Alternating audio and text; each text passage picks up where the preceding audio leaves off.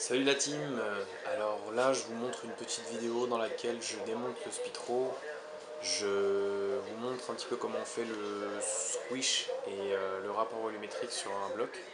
Je sais, je fais pas beaucoup de vidéos en ce moment, mais j'ai pas trop le temps, je bossais là, j'étais pas en vacances, donc bon, c'était un peu compliqué. Et puis je suis en remise en question sur pas mal d'éléments, des machines, quoi faire, comment faire, les cadres, je sais pas. Pour l'instant, bon, voilà, je vais essayer d'alléger un petit peu le Spitro. Je vais essayer de faire quelques modifs sur le cadre, changer le système de selle, je vais faire quelques petites modifs, on va voir. Pour l'instant, je sais pas. Et je vais peut-être reporter le montage du système de frein à VTT. Je vais peut-être faire plus tard. Pour l'instant, je vais peut-être remettre un système plutôt basique. Il y aura moins de modifs à faire. C'est vrai que l'avantage ce serait d'avoir un tour, putain, ce serait juste une tuerie quoi. Si j'avais un tour et une fraiseuse, mais je ferais des folies. Je pourrais faire plein de pattes, plein de pièces, plein de tout en fait. C'est super, on se rend pas compte, mais si tu veux vraiment faire un travail précis et des petites pièces précises, avoir une lime et du papier de verre, ça va un temps, mais au bout d'un moment, bah, tu peux plus quoi, c'est pas possible. Enfin bref, bon. Je vous laisse là-dessus et puis on part directement sur le démontage du Spitro. Salut la team!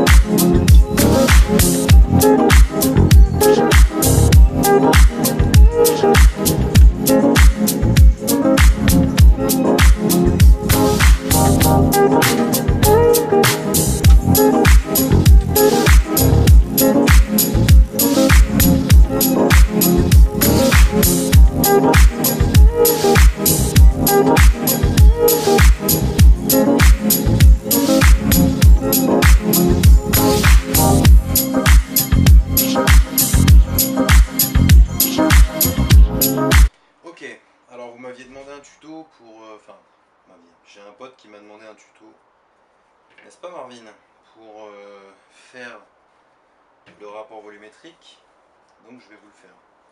Alors, en fait, pour faire cette opération, bon, normalement, il faut faire ça avec un niveau, avec un espèce de, comme ce qu'on utilise en chimie, en fait, c'est un grand niveau comme ça, tu vois, qui est gradué, avec une ouverture, une fermeture. Mais bon, comme moi, j'ai pas ça. Donc, je me suis rendu compte que, en démontant le moteur, que j'avais le moteur qui était complètement noyé. Donc je pense que mon robinet d'essence ne fonctionne plus correctement. Il va falloir que j'en achète un de bonne qualité. Mais aussi que ma cuve, ça va toujours pas en fait. Comme le carburateur il est trop penché, l'essence ça coule, ça coule, ça coule, ça coule. Et là mon moteur était complètement noyé, putain. Ça sent la samouraï à fond. Bon bref, alors, pour faire notre rapport volumétrique, je vous explique. D'abord, on prend... Donc là ce qu'on va faire c'est, on va regarder le rapport volumétrique et le squish, ok, deux notions différentes mais qui sont étroitement liées. Donc d'abord ce qu'on fait, c'est que on prend, bon vous pouvez le faire avec un comparateur, mais bon, voilà, si t'as pas trop d'argent, tu vois comme moi, eh bien tu prends une clé ou un tournevis, peu importe, et tu viens te mettre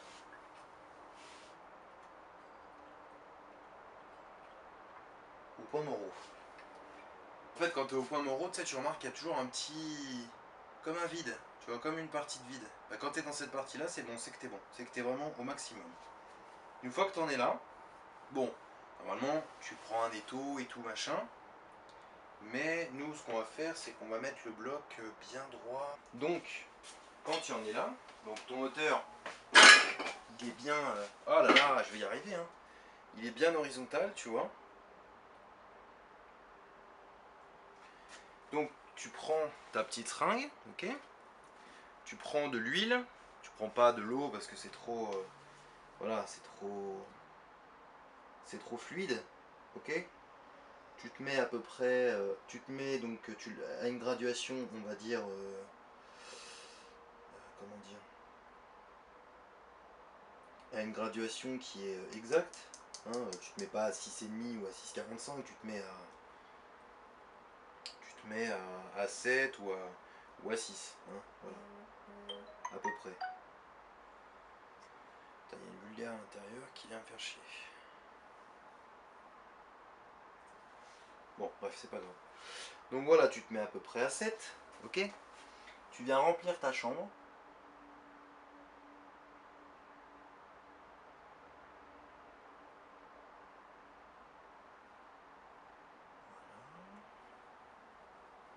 Donc là, tu vas commencer à arriver sur la fin.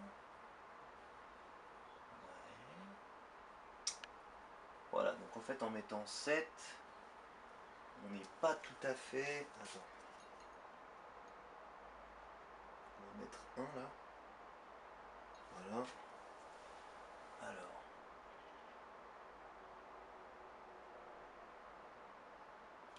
Oh merde. Bon.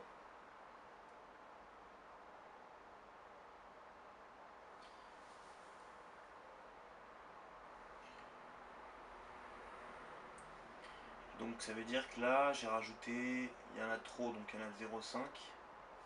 Attends. Bon. C'est un peu fait à l'arrache, parce que avec ça, c'est de la merde en fait, ce truc. C'est ça le problème. Voilà, là on a 1, on arrive quasiment, ouais bon, allez, on va dire 7,05 quoi. Ouais, c'est ça. Z7,05, ok. À 7,05, on a notre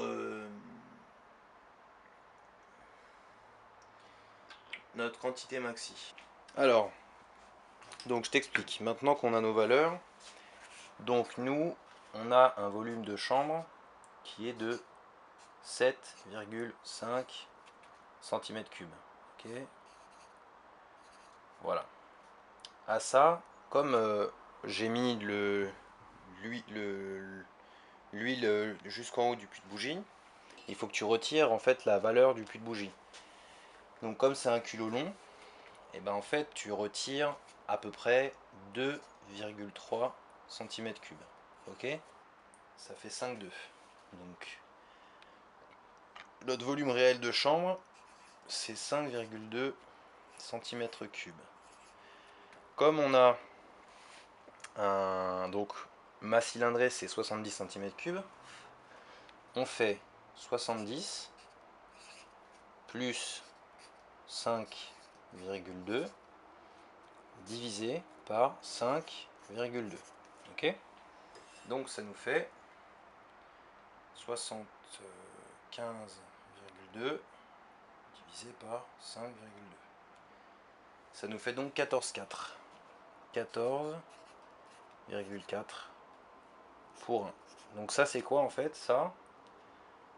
Ça te donne en fait le nombre de fois que tu comprimes le volume de chambre. Voilà, donc ça te donne ton rapport volumétrique. Donc il faut bien se dire que 14,4, bon c'est pas un volume extraordinaire, hein, on va dire que c'est une valeur assez un peu basse, tu vois, pour faire du run. Normalement, en règle générale, on tourne plus au niveau de 16, tu vois, 16 pour 1. Sauf que comme j'ai pas de tour, j'ai pas de fraiseuse, j'ai rien, donc je peux pas reprendre mon plot de culasse. Donc bon, voilà, ça nous donne une valeur, ça nous donne 14,4. Voilà. C'est pas mal non plus, hein, c'est pas, voilà, on comprime pas à 12 non plus, hein. Donc c'est pas trop mal, mais on pourrait comprimer un chouïa plus quand même, un chouïa plus. Donc une fois qu'on a cette valeur, on va pouvoir maintenant savoir à quel squish, donc quel squish j'ai sur dans mon cylindre. Le squish c'est quoi en fait? En gros, tu as le dôme de ton piston, et puis tu as le haut de ta chambre de combustion, tu vois.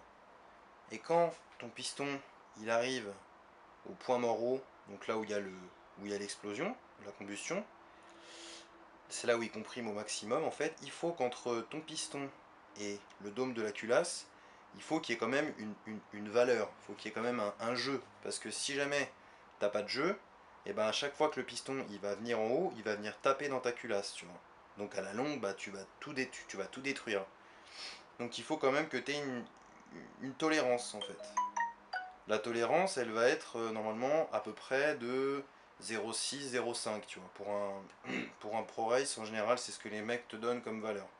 Tu peux descendre à allez, maxi 0,45, tu vois. 0,45, c'est vraiment la valeur limite. Parce que si jamais tu descends en dessous, soit ça tape, soit tu risques de détériorer le piston.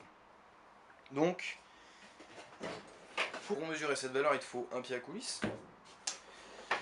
Voilà. Pas besoin d'un pied à coulisse que tu achètes je ne sais pas combien d'euros. Un truc de chez Casto, ça suffit amplement. Okay, et ensuite, il te faut du fil d'étain. Alors n'en prends pas du trop épais parce que sinon, au moment de l'écraser en fait contre ton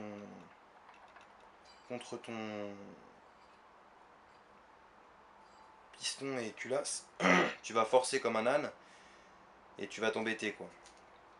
Alors normalement, dans la meilleure technique, c'est tu démontes ta culasse, tu prends le fil d'étain,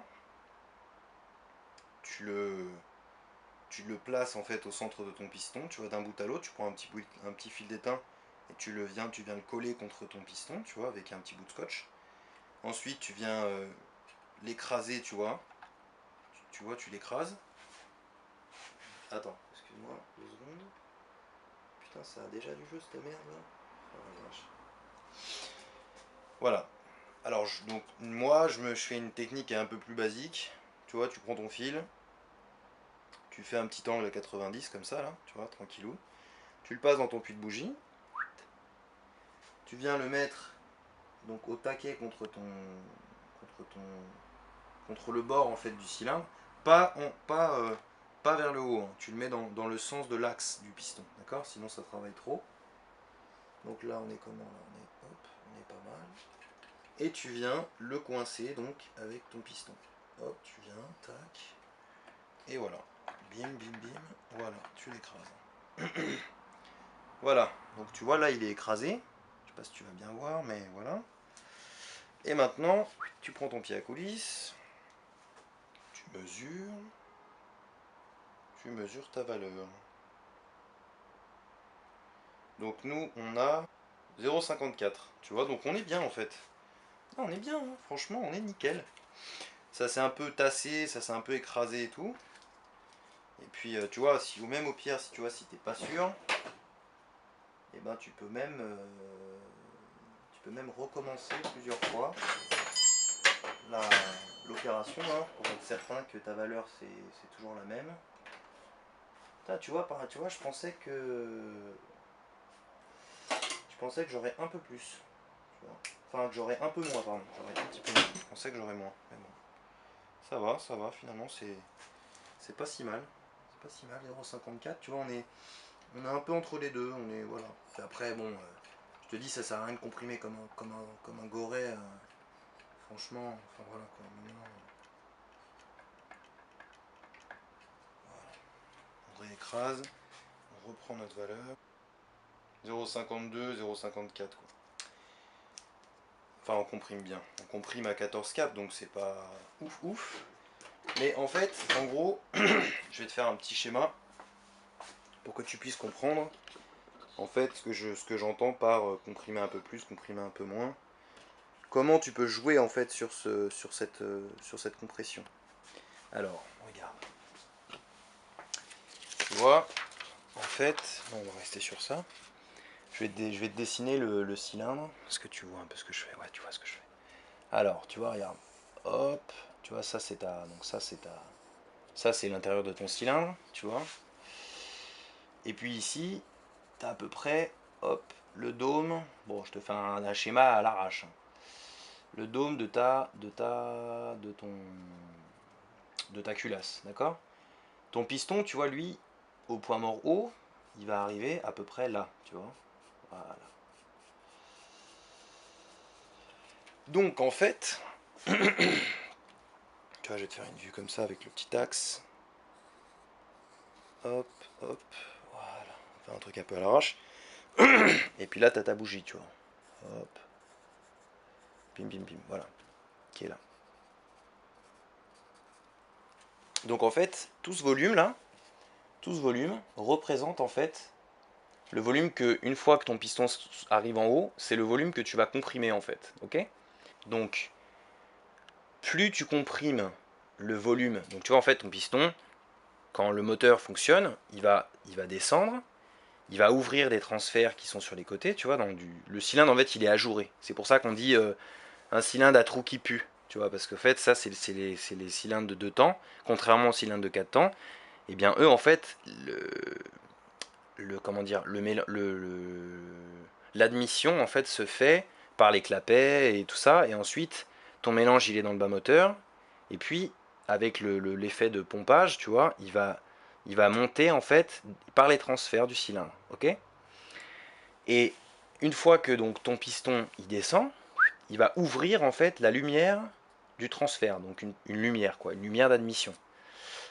Donc il descend, il ouvre la lumière, le mélange rentre dans le cylindre, ensuite il remonte, et lui il va comprimer ce mélange, il va comprimer, et hop, jusqu'à arriver en haut, et une fois qu'il va arriver en haut, l'allumage va envoyer une information, tac, et ensuite ça va faire une étincelle au niveau de la bougie qui va enflammer ce mélange, et qui va te donner donc cette poussée, tu vois, sur le piston, le faire partir, il revient, il recomprime, la poussée, il revient, et ainsi de suite. Et c'est comme ça qu'on a qu'on a de la puissance, quoi, qu'on a que le moteur fonctionne. Et donc, plus tu comprimes ce mélange, plus forcément dans la logique, hein, ça fonctionne mieux, tu vois, puisque comme tu comprimes plus, le mélange est plus comprimé, donc il a un effet en fait tu vois, de ressort sur le piston, on va dire, qui est plus fort. Bon après, il ne faut pas augmenter de trop ce rapport, parce que sinon après, ton cylindre il détonne, excuse-moi, si jamais ton rapport, si jamais tu comprimes trop, tu vas créer du cliquetis ou de la détonation, quoi. Donc ça veut dire que ta combustion se fera mal, et du coup tu vas détériorer ton piston. Tu vas faire des trous dans ton piston, ou voilà, tu vas abîmer le piston. Mais tu peux légèrement augmenter ce rapport. Par exemple, tu peux monter jusqu'à 16, 16,5, tu vois. Voilà. Ça, c'est vraiment la valeur, pour moi, c'est la valeur vraiment haute, quoi. Et pour augmenter cette valeur, en fait, eh bien, il faudrait que, tu vois, cette quantité de mélange dans la culasse, en fait, il faudrait, pour la modifier, il faudrait que je rachète un plot de culasse brut, donc plein, tu vois, imagine que c'est plein d'alu, et que je le retaille, et que ici, tu vois, plutôt que d'avoir cette largeur de, de, de, de, de, de chambre de combustion, il faudrait qu'ici, tu vois, je fasse quelque chose un peu plus comme ça, tu vois, hop, hop, voilà, comme ça, en fait, je diminue la taille de la chambre de combustion, et du coup, en fait, j'augmente la compression de ce mélange. Voilà. Et là, on passerait à, comme c'est plus petit, forcément, tu comprimes plus fort, tu vois. Et du coup, ce rapport augmente. Voilà. Ça te permet d'augmenter ton rapport. Voilà. C'est à peu près l'explication que je peux te donner.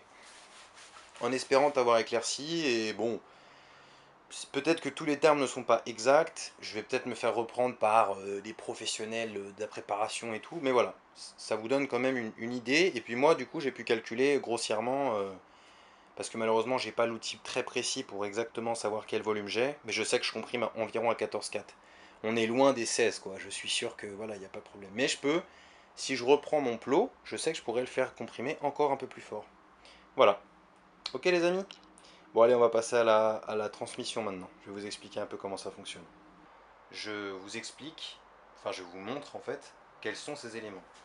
Donc, ici, à cet endroit-là, on a le vilo qui sort, d'accord? Qui sort, le vilebrequin en fait c'est la partie où il y a le piston, les masses de vilebrequin, et ensuite vous avez les queues de vilebrequin, d'accord? Donc d'un côté il y a la queue pour l'allumage, et de l'autre côté il y a la queue sur laquelle vient se visser le variateur. Donc le variateur c'est tout cet élément là, c'est ces deux pièces là, ça plus ça, vous avez deux joues. Donc à l'intérieur de ce variateur vous avez des petits galets. Voilà. Un galet c'est ça, c'est un petit élément cylindrique comme ça, vous voyez.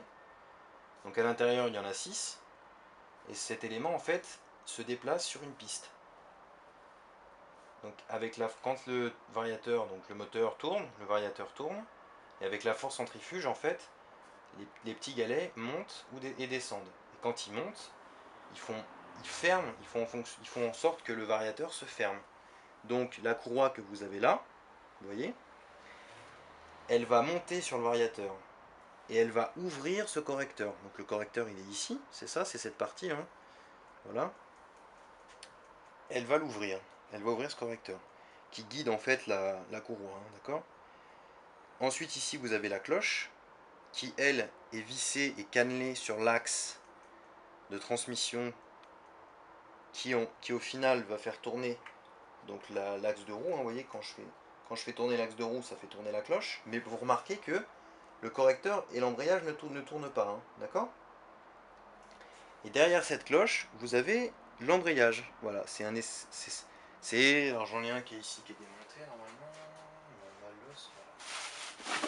voilà, donc vous avez à peu près, bon c'est pas le même mais ça marche exactement de la même manière.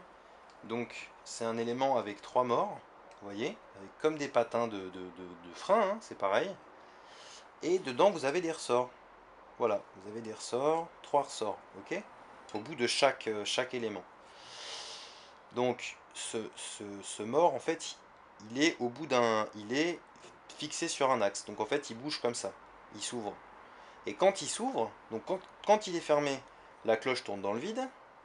Et quand il est ouvert, il vient faire contact donc avec la cloche et il entraîne donc le moteur en fait quand il tourne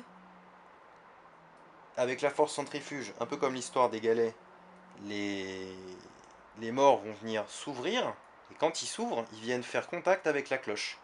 Et comme ils font contact avec la cloche, elle se met à tourner, et ensuite elle fait tourner la roue.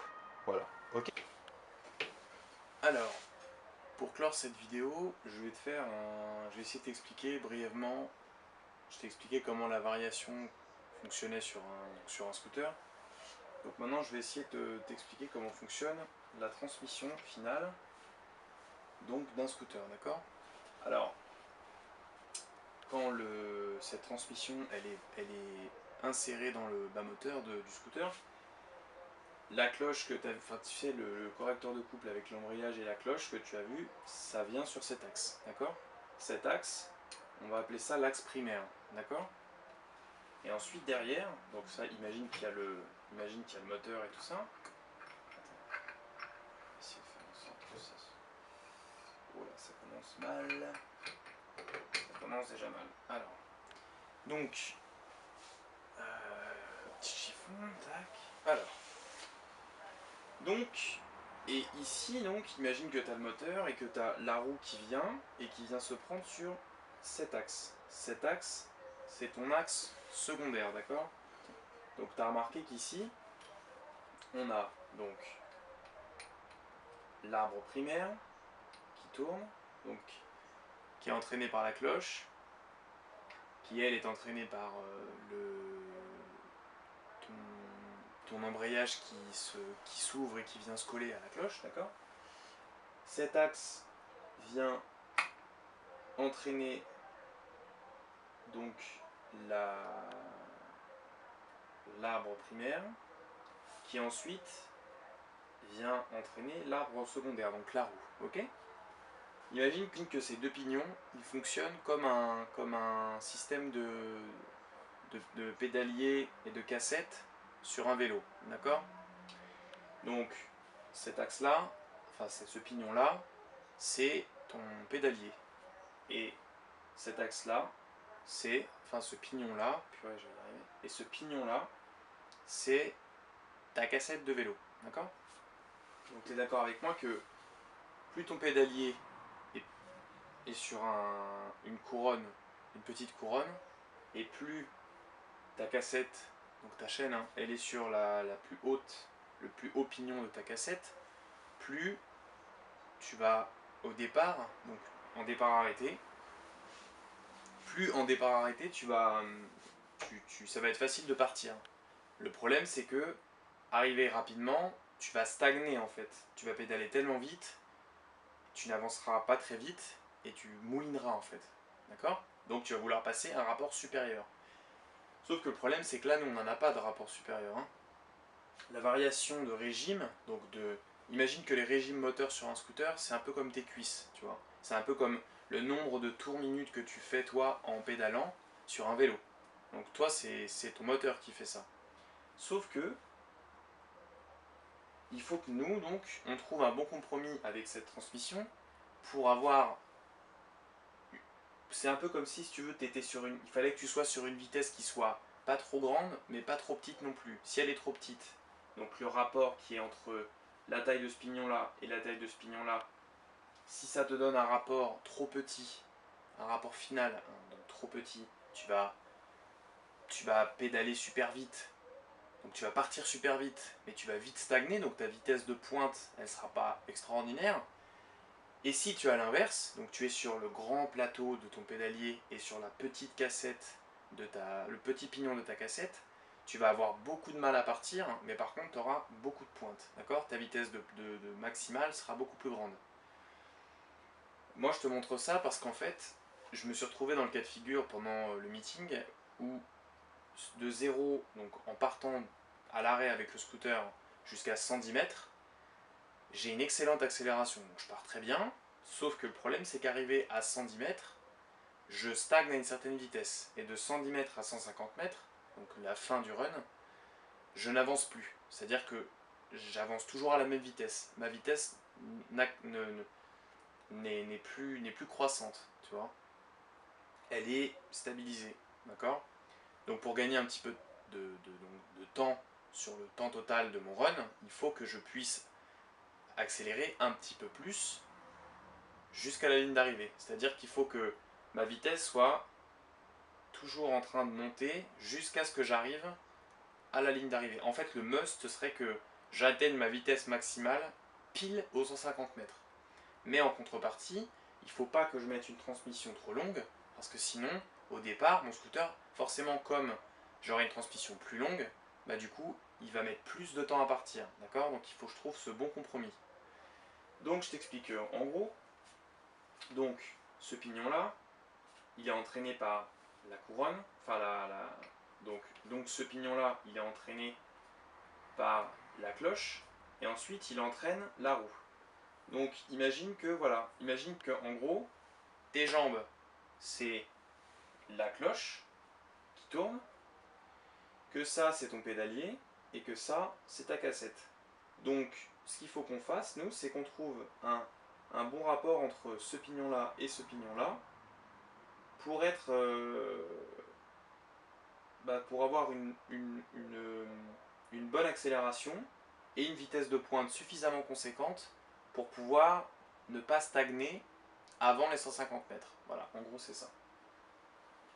Voilà, hein, grossièrement tu sais comment ça fonctionne maintenant. Donc tu vois, quand je fais tourner l'axe, ça fait tourner au final, donc tout se met en mouvement et ça fait tourner ma roue. Voilà, tout simplement. C'est assez complet comme explication. Si jamais il y a besoin de plus de détails, vraiment que ça intéresse certains, je peux peut-être faire des calculs avec des schémas en expliquant, je sais pas, avec telle vitesse, tu tournes à tant de tours en tournant. Par exemple, ce qu'on peut calculer en fait, c'est en ayant un moteur qui tourne à tant de tours minute, avec un rapport de, par exemple, je sais pas, 13,42 ou 13,44, tu vois, 13 ça va être 13 ça va être ce pignon là, et 42 ça va être pour ce pignon là, tu vois.